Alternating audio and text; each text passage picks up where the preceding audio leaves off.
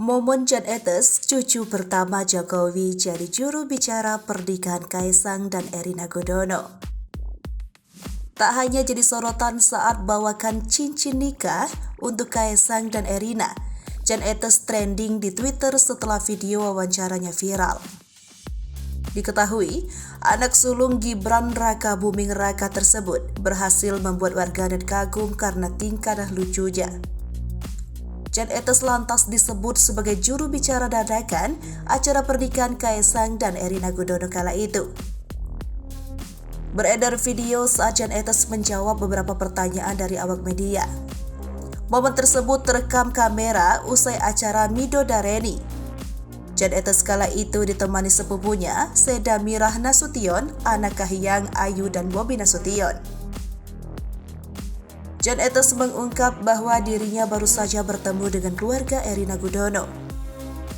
Namun, Jan Etes mengungkap bahwa selama acara, ia tak melihat sosok Erina Gudono.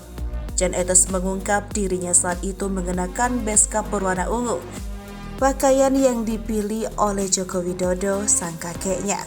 Jan Etes mengaku senang bertemu dengan keluarga Erina Gudono. Setelah itu, Presiden Joko Widodo yang berdiri di belakang sang cucu menyebut Jan Etes bertindak menjadi juru bicara dadakan di acara pernikahan Kaisang Pangarep dan Erina Gudono.